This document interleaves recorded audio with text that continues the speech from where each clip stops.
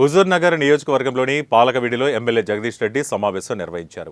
మంత్రులు కాళేశ్వరం ప్రాజెక్టుపై చేసిన వ్యాఖ్యలను చూస్తుంటే ప్రజలు నవ్వుకుంటున్నారన్నారు. వడ్లు కొనుగోలులో మిల్లర్లతో కుమ్మక్కై దోచుకుంటున్నారని ఫైర్ అయ్యారు.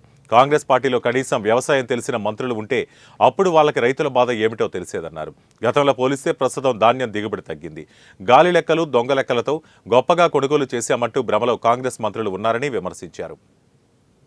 ఉత్తమ్ గారు మీరు ఎక్కడున్నారో ప్రశ్నించిన తర్వాత అధికారులు వచ్చి వాళ్ళు ఏదో హడావుడి చేస్తున్నారు, 100 పెంచాలా ఇదని. కానీ ఇంకా రేపు ఇంకా దోపిడీ గురయ్యే ప్రమాదం ఉంది. ఎందుకంటే మొదటొచ్చిన ధాన్యం మిల్లర్లు తొందరగా తీసుకున్నారు. అప్పుడు కొద్దిగానే వచ్చింది కాబట్టి అవసరం ఉంటుంది కాబట్టి ఆ రోజు నాటికి పోటీపడి తీసుకున్నారు. కానీ ఇవాళ ధాన్యం పెరుగుతుంది రోజు రోజుకు. మిగతా మెట్ట ప్రాంతాల్లో వేసిన సన్నోట్లు కూడా వస్తున్నాయి. దాంతో పోటీ వస్తుంది. తప్పకుండా ధర తగ్గించే ప్రమాదం ఉంది మిల్లర్లు.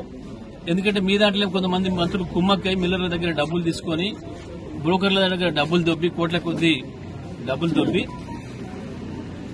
రైతుల్ని వాళ్ళకి అప్పచెప్తున్నారు. ఈ ప్రమాదం ఉంది. నేను చెప్తున్న సివిల్ సప్లైస్ మినిస్టర్ గారికి, మీరు ప్రతిరోజు సమీక్ష చేయకపోతే, ప్రతిరోజు ఏం జరుగుతుంది మార్కెట్లో, రైతుల పరిస్థితి ఏముంది మీరు తెలుసుకోకపోతే, మాట్లాడకపోతే తప్పకుండా రైతులు దోపిడీకి గురవుతారు. రైతుల ఆగ్రహానికి మీరు గురి కావాల్సి వస్తుంది. అందుకని ఈ తప్పుడు లెక్కలు మాట్లాడడం మానేసి కాళేశ్వరం ఏందో బదనాం చేద్దామనే చిల్లర వేషాలు బంద్ చేసి రైతుల కొరకు నిలబడండి. ఈ రైతులే మిమ్మల్ని గెలిపించింది. ఈ రైతులే మీకు వెన్నెముక ఉంది. మీకు రాజకీయ భిక్ష పెట్టింది ఈ రైతులే. వరుసగా 4 సార్లు మిమ్మల్ని గెలిపించింది కూడా.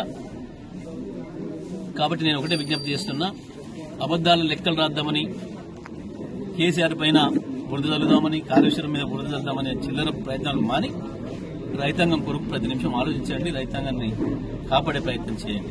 జిల్లా వైజ్ చెప్పమని చెప్పి అడుగుతున్నాను నేను. గతంలో మేము